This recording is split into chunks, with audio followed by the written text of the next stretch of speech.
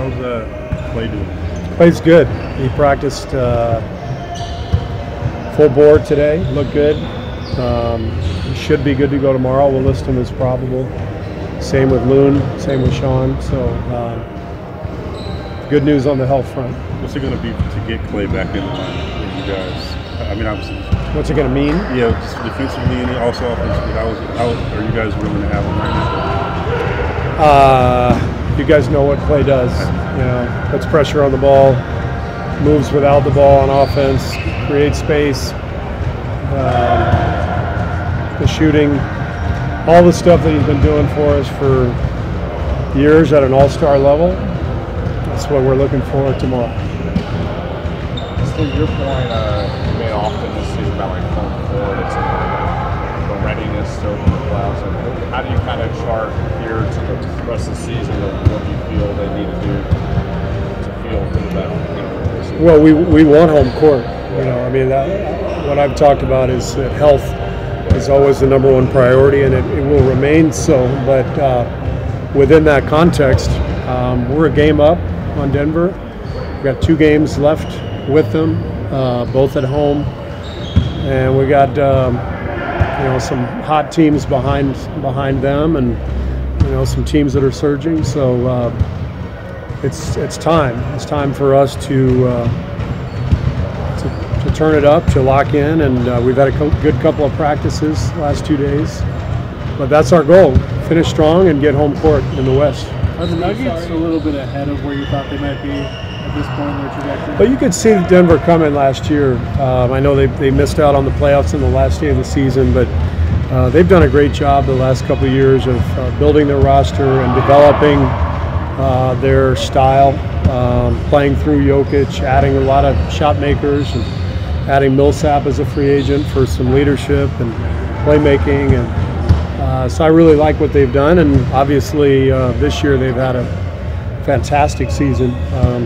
Probably ahead of where most people would have picked them, but I think it was easy to see at the beginning of the year where they were heading, and that they were a playoff team. But yeah, they've probably even exceeded expectations. Do you have a no date on Bogut yet? No, not yet.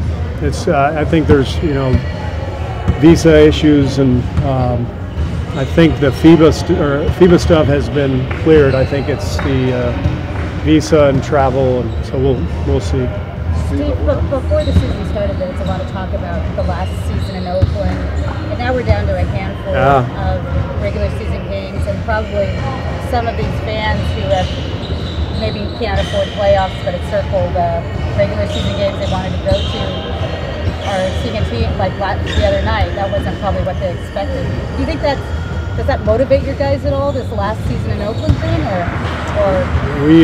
We talked about this being our last season at Oracle in Oakland, the very first night that we met back in September. Our team dinner that we do every year before camp starts. It's a big part of our theme. And we've let our fans down many times this year at home, particularly on you know, nights that are big ones, you know, against great teams, national TV. So something we've discussed the last 2 days. You know, what's our purpose? You know, why are we doing this? You know, and I think we owe it to ourselves, we owe it to our fans, and particularly to our fans in Oakland to give them our best stuff over the coming months, and it's been lacking, and it's disappointing. But we got a great opportunity ahead of us to close the season strong and to play well and deep into the playoffs, and it's all right there for us. Steve, the West has always been a gauntlet, but this year compared to other seasons, what do you think of the depth overall? It looks like it's separating now. It looks like you've got a pretty clear-cut top 8. Tough loss for Sacramento last night, playing Boston that well, losing basically at the buzzer. There's still time for them to make up some ground, but you know, the 8 teams above them are all playing well. You look at San Antonio, they've gotten hot at the right time. They've gotten healthy. Clippers have had a tremendous season. And the Rockets are on fire. So there's not an easy night. And every team is capable. So we're well aware of that.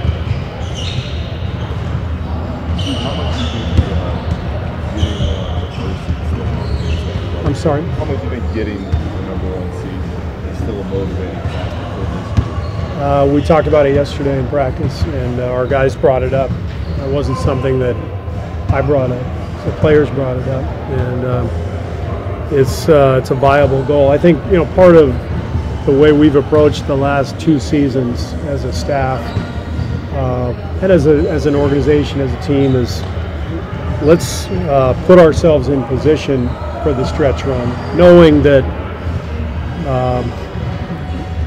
the journey that we've been on for 4 or 5 years now, it's different now than it was the first couple of years. It gets more difficult, the energy level that it takes to do what we've done. So that means we've had to pace ourselves somewhat these last 2 seasons, and I think you can tell. Sometimes the quality of play has slipped,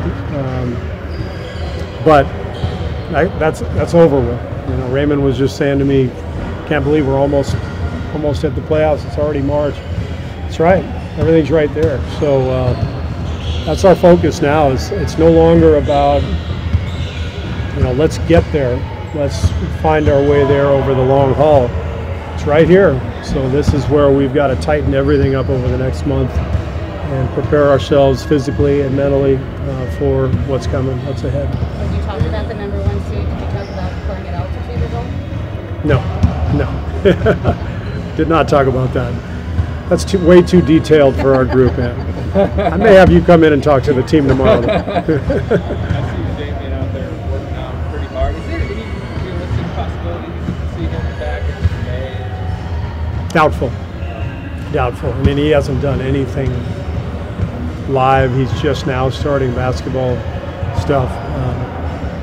Doubtful at any point in the playoffs. Yeah, it's doubtful, but it's a possibility. Is this his first day on the court? No, he's been on the court. He doesn't do anything live, but he's been on the court the last week or 2, just getting some reps in individually. Thanks, everybody. Thank you, Stu.